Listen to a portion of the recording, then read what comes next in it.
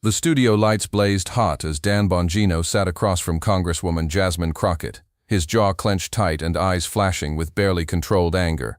What started as a routine political interview on his podcast was about to explode into one of the most talked about confrontations of the year.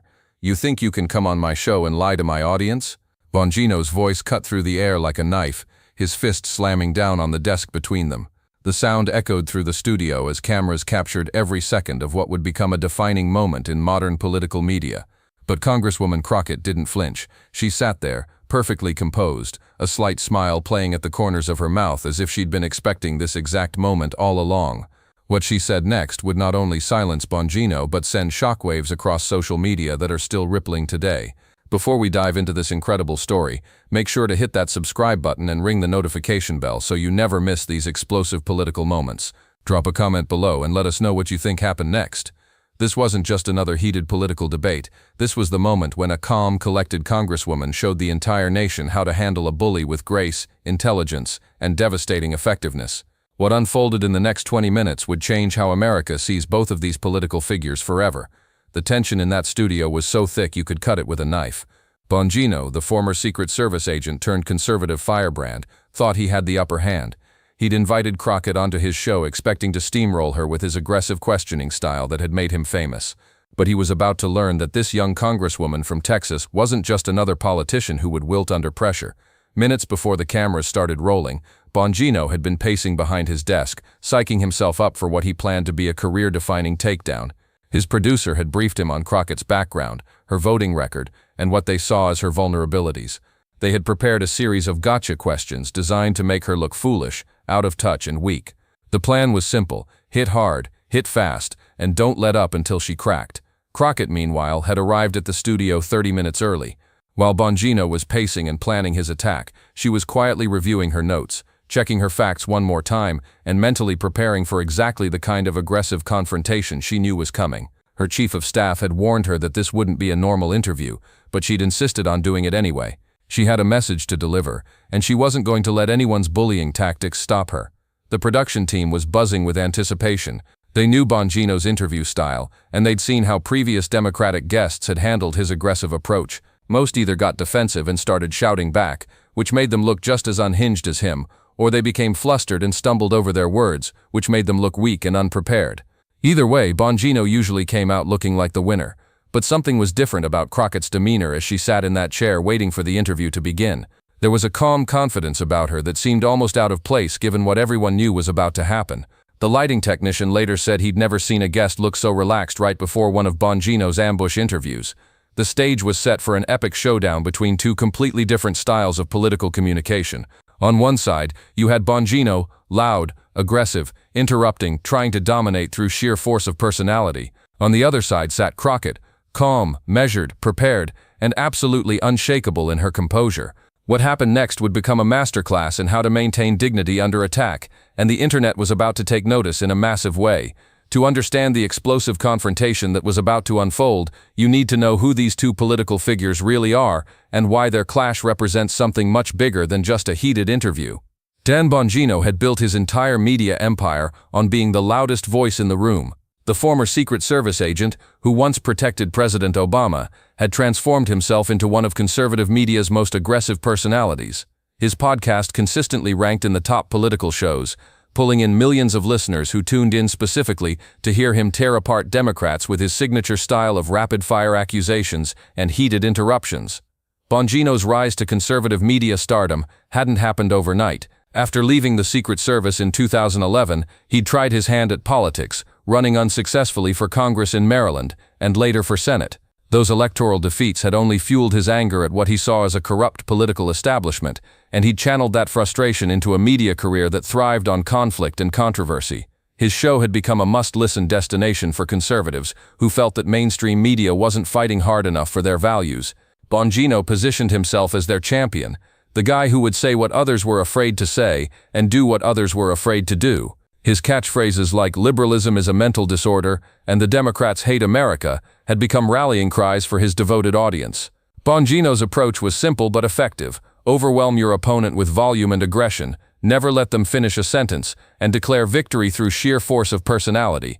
It had worked for years against unprepared guests who came on his show expecting a normal political discussion. His audience loved it when he made Democrats look foolish, and his subscriber count proved it. The business model was brilliant in its simplicity. Create conflict, generate viral clips, drive engagement, and watch the advertising revenue roll in. Bongino had perfected the art of political theater, turning every interview into a performance where he played the role of the righteous conservative warrior battling against liberal lies and corruption. But Congresswoman Jasmine Crockett was a different breed entirely. The 43-year-old lawyer from Texas had earned her stripes in some of the toughest political battles in the country. Before coming to Congress, she'd been a civil rights attorney who'd gone toe-to-toe with some of the most powerful people in Texas politics and won. She didn't get rattled easily, and she certainly didn't back down from bullies. Crockett's journey to Congress had been anything but easy. Growing up in a working-class family, she'd put herself through law school while working multiple jobs. Her early career as a public defender had taught her how to stay calm under pressure and think strategically, even when facing overwhelming odds. She'd represented clients who had everything to lose, and she'd learned that composure and preparation were more powerful than any amount of bluster or intimidation. Her transition from criminal defense to civil rights law had only sharpened her skills. She'd taken on cases that other lawyers wouldn't touch, representing victims of police brutality and fighting against systemic discrimination in the Texas justice system. She'd faced death threats, character assassination attempts, and every dirty trick in the book from opponents who wanted to silence her. Crockett had a reputation in Congress for being one of the sharpest legal minds in the building. Her background as a trial attorney had taught her how to stay calm under pressure, how to think on her feet, and most importantly, how to turn an opponent's aggression against them. She'd gone viral multiple times for her composed but devastating takedowns during congressional hearings. The stakes of this confrontation went far beyond just these two individuals. This represented a clash between two completely different approaches to political discourse in America. Bongino represented the old-school approach of trying to win through volume and intimidation. Crockett represented a new generation of politicians who believed that intelligence, preparation, and composure could triumph over bullying tactics. The political climate in America had become increasingly toxic, with shouting matches replacing substantive debate. Many Americans were tired of the constant yelling and looking for politicians who could maintain their dignity while still fighting for their beliefs. This interview was about to become a test case for whether calm professionalism could still win in the age of aggressive political theater. What made this confrontation even more significant was the broader context of political communication in the social media age. Viral moments could make or break political careers overnight. A single clip shared millions of times could shift public perception permanently. Both Bongino and Crockett understood that whatever happened in this interview would likely be seen by millions of people within hours. The setting itself added to the drama. This was Bongino's home turf, his studio, his show, his rules. He had every advantage going into this interview. The lighting, the camera angles, even the seating arrangement were all designed to make him look powerful and his guests look small. It was political theater at its most calculated. The studio was designed like a fortress of conservative ideology. American flags flanked both sides of the set, while framed photos of Bongino with various Republican leaders lined the walls behind him. The desk between them wasn't just furniture, it was a barrier that allowed him to control the physical space and lean into his guests when he wanted to intimidate them. Everything about the setup was meant to remind visitors that they were in his domain, but Crockett had agreed to come on the show knowing exactly what she was walking into. She'd done her homework on Bongino's interview style, studied his tactics, and prepared for exactly the kind of aggressive confrontation that was about to unfold. She wasn't just ready for a fight, she was ready to win it. Her preparation had been methodical and thorough. She'd watched hours of his previous interviews, noting his patterns, his trigger phrases, and the moments when he typically lost his composure. She'd practiced staying calm under pressure with her communications team, running through mock interviews, where staffers played increasingly aggressive versions of Bongino. She'd even studied footage of legendary trial attorneys handling hostile cross-examinations, looking for techniques she could adapt to this political arena. What most people didn't know was that Crockett had faced far worse than anything Bongino could dish out. As a civil rights attorney in Texas, she'd gone up against some of the most powerful and ruthless opponents in the state. She'd been threatened, intimidated, and subjected to personal attacks that made political interviews look like friendly conversations. This was just another day at the office for someone who'd built her career fighting for justice in hostile environments. The broader context made this confrontation even more significant. Political discourse in America had reached a breaking point, with shouting matches replacing substantive debate on virtually every major issue. Social media had amplified the worst tendencies in political communication, rewarding the loudest voices and most outrageous behavior. Many Americans were exhausted by the constant conflict and looking for leaders who could model a better way forward. Bongino represented everything that was wrong with modern political media. His show had become a breeding ground for conspiracy theories, personal attacks, and the kind of toxic rhetoric that was poisoning American democracy. His audience loved him for owning the libs, but his approach was contributing to a political climate where actual governance was becoming nearly impossible. Crockett represented something different, a new generation of politicians who believed that you could be tough without being cruel, that you could fight for your beliefs without losing your humanity. She'd come to Congress with a reputation for being one of the sharpest legal minds in the building, but also for maintaining her professionalism even in the most heated moments. The political stakes couldn't have been higher. This interview was taking place just weeks before a crucial election, with control of Congress hanging in the balance. Every viral moment, every clip shared on social media, every headline generated from political confrontations could potentially influence thousands of voters. Both sides understood that what happened in this studio could have consequences far beyond their personal reputations. The interview had started normally enough, with Bongino asking standard questions about recent legislation and democratic policies. But you could feel the tension building from the very first exchange. Bongino's voice carried that edge that his regular listeners knew meant he was gearing up for an attack. "Congresswoman, your party keeps talking about helping working families, but your policies are destroying the middle class," Bongino began, his voice already rising slightly. "How do you justify voting for bills that are clearly hurting the people you claim to represent?" Crockett responded calmly, citing specific data and examples from her district. But Bongino wasn't interested in her actual answer. He was building toward something bigger, and experienced viewers of his show could see it coming. "That's not what I asked you," Bongino interrupted, his volume increasing noticeably. "I asked you how you justify hurting working families. Are you going to answer the question or just keep reciting talking points?" The first red flag went up. Crockett had actually answered his question directly, but Bongino was using one of his classic tactics, claiming she hadn't answered when she clearly had. It was a setup designed to make her look evasive while giving him an excuse to get more aggressive. "Mr. Bongino, I did answer your question," Crockett replied, her voice steady and professional. "I provided specific examples of how our policies have helped working families in my district. If you'd like to discuss those specifics, I'm happy to go into more detail." But Bongino was already moving to his next escalation. "Don't give me that lawyer double talk. My audience isn't stupid. They can see right through politicians like you who come on here and try to spin everything." The temperature in the room was rising rapidly. Bongino's producer behind the camera was making encouraging gestures, knowing that conflict meant higher engagement and more viral clips. This was exactly the kind of content that drove subscribers and downloads. Behind the scenes, the production team was getting excited. They'd seen this pattern before. Bongino would start with reasonable questions, then gradually ramp up the aggression until his guest either cracked under pressure or lost their temper. Either outcome made for great content that would be clipped and shared across social media for days. The audio engineer was carefully monitoring the levels, making sure that Bongino's increasingly loud voice wouldn't distort while still capturing every nuance of what was clearly becoming a hostile confrontation. The camera operators had been briefed to focus on facial expressions and body language, knowing that the visual story of this interview might be even more important than the words being spoken. Crockett remained perfectly calm, but there was something in her eyes that suggested she was calculating her next move. She'd been through this before with hostile questioners, and she knew exactly how to handle bullies who thought they could intimidate her with volume. "I understand you have passionate views, Mr. Bongino," she said, her voice never wavering from its professional tone. "I'm here to have a substantive conversation about the issues that matter to your listeners. If you'd prefer to have a discussion rather than a shouting match, I'm ready whenever you are." That response seemed to infuriate Bongino even more. He wasn't used to guests maintaining their composure when he turned up the heat. Usually, by this point, Democratic politicians would either get defensive and start shouting back, or they'd become flustered and start stumbling over their words. Either reaction would give him the viral moment he was looking for. But Crockett wasn't giving him either reaction. She was staying calm, professional, and focused on the issues. It was throwing off his entire game plan, and you could see the frustration building in his face. His usual confidence was starting to crack as he realized that his tried-and-true tactics weren't working against this particular opponent.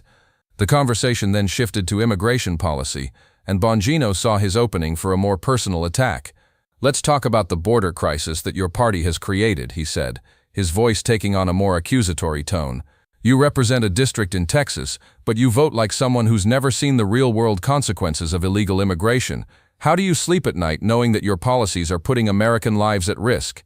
It was a loaded question designed to put Crockett on the defensive, forcing her to either defend policies that polls showed were unpopular or distance herself from her own party. But Crockett had faced similar attacks before, and she had a response ready that would turn the tables completely. Mr. Bongino, I've spent considerable time at the border talking to Border Patrol agents, immigration officials, and community leaders from both parties, she replied calmly. I've seen the challenges firsthand, and I've worked with Republicans and Democrats to find solutions that actually address the root causes of migration while securing our border. If you'd like to discuss specific policy proposals, I'm happy to do that. Her response was masterful because it immediately established her credentials and expertise while offering to engage on the substance of the issue. But Bongino wasn't interested in substance, he wanted confrontation. You know what? I'm sick of this, Bongino said, his voice now clearly elevated and aggressive. You Democrats come on these shows, you dodge questions, you spin everything, and then you act like you're taking the high road. My audience deserves better than your political games. The irony was thick enough to cut with a knife. Bongino was accusing Crockett of playing political games while simultaneously escalating the conversation into exactly the kind of theatrical confrontation that his brand was built on. But Crockett seemed to recognize the trap he was trying to set. Mr. Bongino, I've answered every question you've asked, she replied, her voice still steady, but with just a hint of steel underneath. I've provided facts, data, and specific examples. If you have other questions about policy, I'm here to discuss them. But I'm not going to participate in a shouting match just for the sake of creating drama. That response was like throwing gasoline on a fire. Bongino's face was getting red now, and his voice was reaching the volume level that his regular listeners knew meant he was about to explode. The cameras were capturing every second, and everyone in the studio could feel that they were approaching the breaking point. Drama? You think this is about drama? Bongino's voice was now clearly in shouting territory. This is about your party destroying this country, and you sitting there acting like everything's fine. My listeners work hard for their money, and your policies are taking food off their tables. Crockett's response to this escalation would prove to be the turning point of the entire interview. Instead of getting defensive or emotional, she did something that completely disarmed Bongino's aggressive tactics. She smiled. Not a smirk or a condescending smile, but a genuine professional smile that suggested she was completely comfortable with the situation. It was the kind of response that immediately shifted the power dynamic in the room. Suddenly, Bongino looked like the one who was out of control, while Crockett appeared to be the adult in the room. The tension was now at a breaking point. Bongino realized that his usual tactics weren't working, which only made him more frustrated and more likely to make the kind of mistake that would define the rest of the interview. The stage was set for the explosive confrontation that would send shockwaves across social media. What happened next would become one of the most shared political clips of the year. Bongino, frustrated that his aggressive tactics weren't breaking Crockett's composure, decided to go nuclear. He stood up from his chair, leaned over the desk that separated them, and unleashed a verbal assault that crossed every line of professional conduct. You know what your problem is, Bongino shouted, his face now bright red and his finger pointing directly at Crockett. You think you can come into my house, on my show, and lie to my audience? You think because you're some hotshot lawyer from Texas that you can outsmart me? I've been doing this longer than you've been in politics. The volume in the studio was now at a level that was probably painful for everyone present.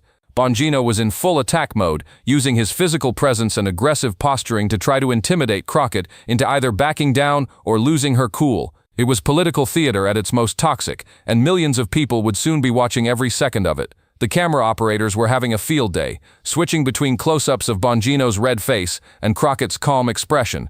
The contrast was so stark it almost looked like footage from two different interviews spliced together. One person was clearly losing control while the other remained completely composed. Behind the cameras, Bongino's production team was frantically trying to decide whether this was great television or a complete disaster. The clip would definitely go viral, but not necessarily in the way they had hoped. This wasn't their host looking strong and in control, this was their host looking like he was having a public meltdown. The audio levels were spiking so high that the sound engineer had to quickly adjust the mixing board to prevent distortion. Bongino's voice was reaching decibel levels that would typically require ear protection in a construction zone. Meanwhile, Crockett's voice remained at the same professional level it had been throughout the entire interview. But what Crockett did next was absolutely masterful. Instead of shrinking back or shouting in response, she did something that completely neutralized Bongino's aggressive display. She remained seated, maintained perfect eye contact, and waited for him to finish his tirade with the patience of someone who had dealt with difficult children throwing tantrums. Her body language spoke volumes. While Bongino was standing, gesticulating wildly and invading her personal space, Crockett sat with perfect posture, her hands folded calmly in her lap, her expression attentive but unafraid. It was a masterclass in nonverbal communication that said more than any words could have. When Bongino finally paused to catch his breath, Crockett spoke in a voice that was so calm and controlled it made his shouting seem even more unhinged by comparison. "Mr. Bongino," she said, her voice carrying the authority of someone completely in control of the situation. "I can see that you're very passionate about your beliefs, and I respect that. But I think your audience deserves better than watching you yell at a guest who came here in good faith to have a conversation."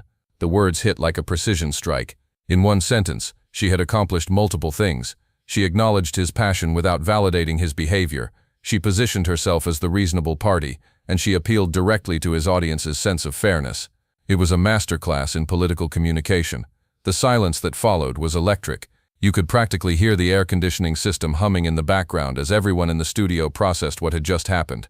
Bongino stood there, mouth slightly open, clearly not expecting such a composed and devastating response to his explosion.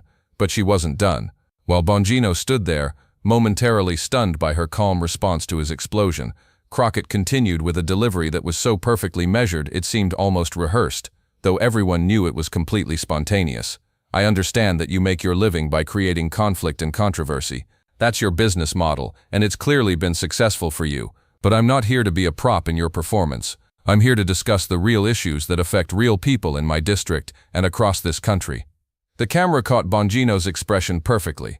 You could see the exact moment when he realized that his aggressive tactics had backfired spectacularly. Instead of making Crockett look weak or flustered, he had made himself look like an out-of-control bully attacking a composed professional. His usual confident swagger evaporated in real time. The man who had built his career on never being at a loss for words found himself completely speechless, standing awkwardly over his desk while his guest sat calmly, having just delivered a devastating assessment of his entire approach to political discourse. Crockett then delivered what would become the most quoted line from the entire interview. "If you'd like to have an adult conversation about policy differences, I'm ready, but if you just want to yell and point fingers, you can do that without me." The silence that followed was deafening.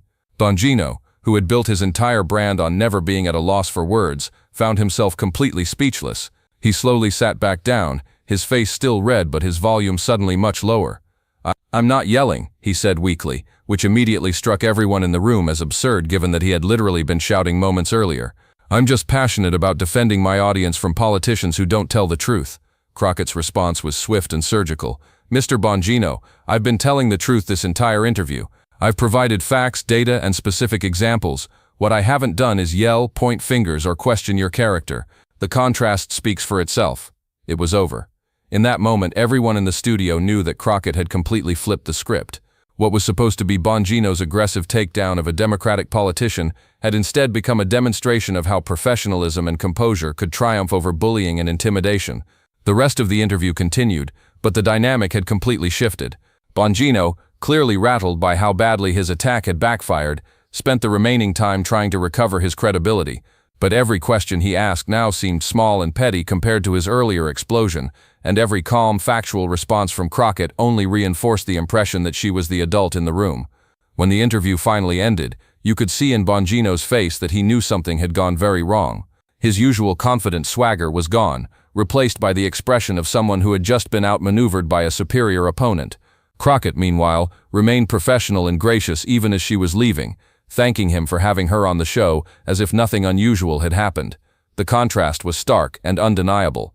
One person had maintained their dignity and professionalism throughout the entire encounter, while the other had lost control and resorted to shouting and intimidation tactics that ultimately backfired. The cameras had captured every moment, and the internet was about to deliver its verdict. Within minutes of the interview ending, clips began circulating on social media at a pace that seemed almost impossible. The segment where Bongino exploded and Crockett calmly responded was being shared, retweeted, and reposted across every platform simultaneously. By the end of the first hour, Crockett Stays Calm was trending nationally on Twitter. The reaction was swift and overwhelming. Political commentators from across the spectrum were weighing in, and the consensus was remarkable in its uniformity. Even conservatives who typically supported Bongino found themselves praising Crockett's composure and criticizing his loss of control. "I watch Bongino regularly, but that was embarrassing," tweeted one prominent conservative influencer. "Crockett handled that like a pro while he looked like he was having a meltdown. We can disagree on policy without screaming at people." The clip compilation that went viral most quickly showed the stark contrast between the two approaches. It opened with Bongino standing, shouting, and pointing, then immediately cut to Crockett sitting calmly, speaking in measured tones, and maintaining perfect eye contact. The visual contrast told the entire story without any commentary needed. Liberal media outlets were having a field day, but what made this moment truly significant was that the criticism of Bongino was coming from all sides of the political spectrum. Conservative commentators who had built their own brands on aggressive tactics were quietly distancing themselves from Bongino's behavior, recognizing that he had crossed a line that made their entire movement look bad. "This is why people hate politics," wrote a moderate Republican strategist. Crockett came on his show in good faith, answered his questions with facts and data, and he responded by screaming at her like a child. She made him look foolish without even trying. The numbers told the story of just how viral the moment had become. The original clip posted by Bongino's own social media team had been shared over 50,000 times in the first 2 hours, but the comments section told a story they probably hadn't expected. Instead of supporting Bongino, the vast majority of comments were praising Crockett's composure and criticizing his behavior.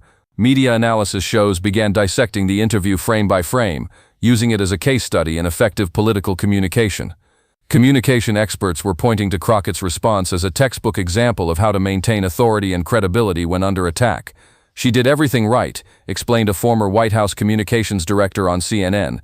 "She stayed calm, she stuck to facts, she didn't take the bait, and she turned his aggression into evidence of her own professionalism. It was masterful." But the most significant reaction came from an unexpected source: Bongino's own audience. Comments on his podcast and social media pages showed that many of his regular listeners were disappointed with his behavior during the interview. They had tuned in expecting to see him debate Crockett on policy issues, not watch him lose his temper and shout at a guest. "I've been listening to Dan for years, but that was hard to watch," wrote one longtime subscriber. "She was answering his questions, and he just started screaming at her. That's not the kind of conservatism I want to be associated with." The contrast was becoming more stark with each passing hour.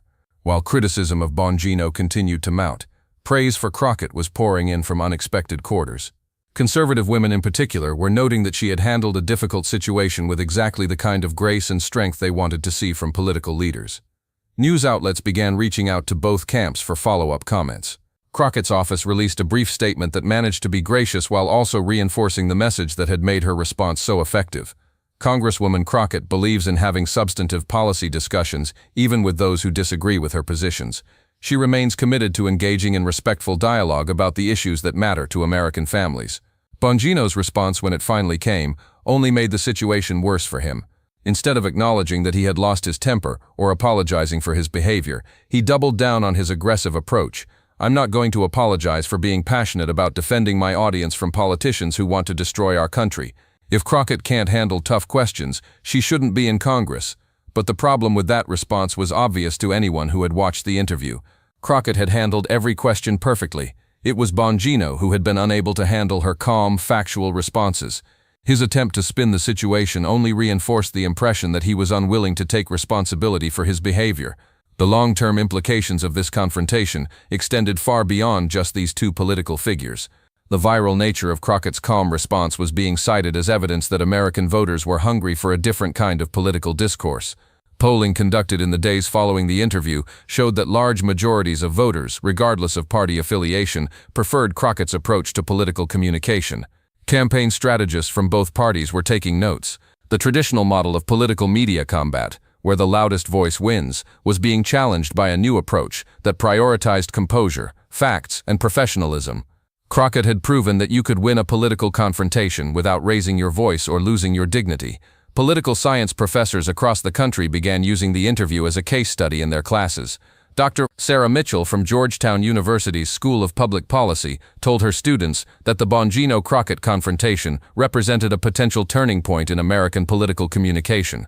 "What we saw was a demonstration that calm professionalism could be more powerful than aggressive theater," she explained. "It challenges the conventional wisdom that you have to shout to be heard in modern politics. The interview also marked a potential turning point in how political media would handle controversial guests. Other hosts were privately questioning whether Bongino's aggressive style was sustainable in an environment where viral moments could make or break careers overnight. The risk of looking like a bully attacking a composed professional was simply too great. Cable news executives were having emergency meetings about their own programming. The success of Crockett's calm approach was forcing them to reconsider whether the shouty, confrontational style that had dominated political television for years was still effective. Focus groups conducted after the interview showed that viewers were increasingly turned off by hosts who lost their temper or became aggressive with guests. Late-night comedy shows had a field day with the clips. Saturday Night Live did an entire sketch based on the interview, with the comedian playing Bongino getting increasingly unhinged while the actress playing Crockett remained perfectly calm, eventually offering him a glass of water and asking if he needed to take a break. The sketch went viral in its own right, further cementing the narrative that Bongino had embarrassed himself. Perhaps most significantly, the confrontation had elevated Crockett's national profile in a way that years of traditional political activity might not have achieved. She was being invited on major news shows, profiled in national magazines, and mentioned as a rising star in Democratic politics, all because she had remained calm when someone tried to bully her. Political donors were taking notice too. Crockett's fundraising numbers spiked dramatically in the weeks following the interview, with small-dollar donations pouring in from across the country. Her campaign reported receiving contributions from all 50 states, with many donors specifically mentioning the Bongino interview in their accompanying messages. "I've never donated to a politician outside my state before," wrote one donor from Oregon, "but after seeing how professionally she handled that bully, I had to support her. We need more leaders like that." The Democratic Congressional Campaign Committee quickly moved to feature Crockett in their national advertising, recognizing that her calm, professional demeanor could be a powerful contrast to Republican candidates who embraced more aggressive rhetoric. Internal polling showed that swing voters responded particularly well to her approach. Republican strategists, meanwhile, were having uncomfortable conversations about the implications of the interview.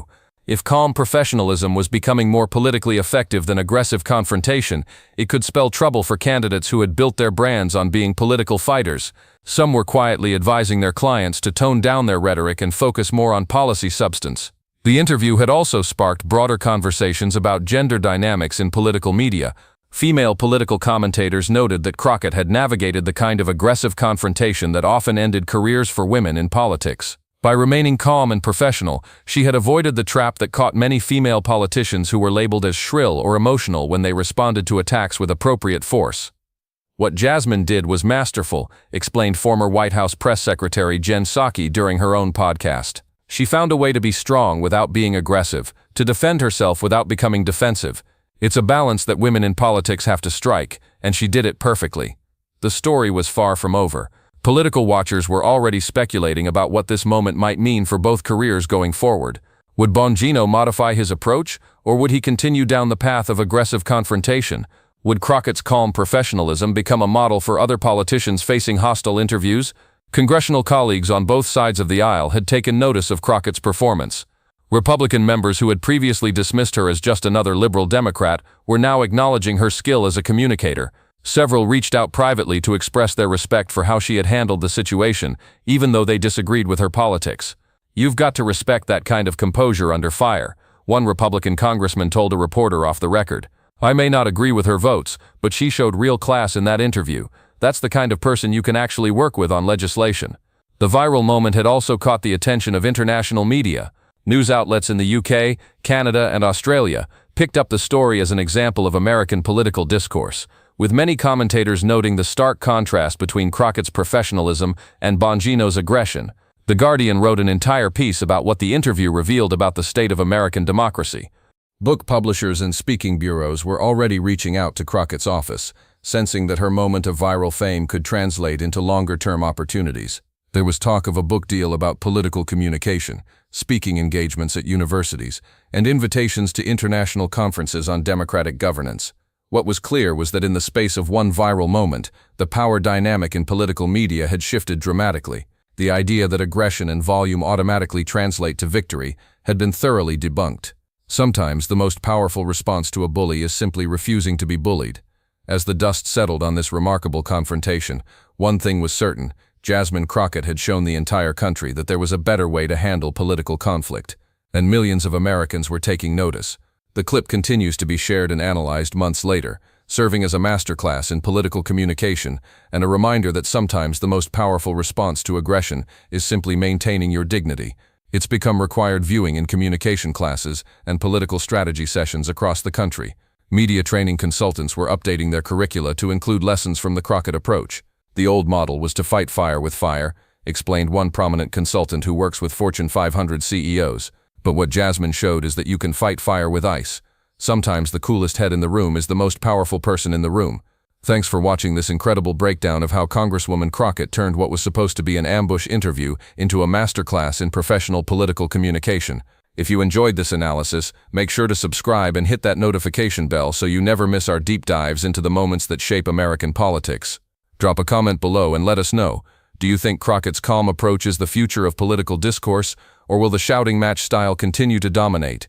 We'll see you in the next video, where we explore what this viral moment means for the future of political media and why communication experts are calling it a game changer for how politicians should handle hostile interviews.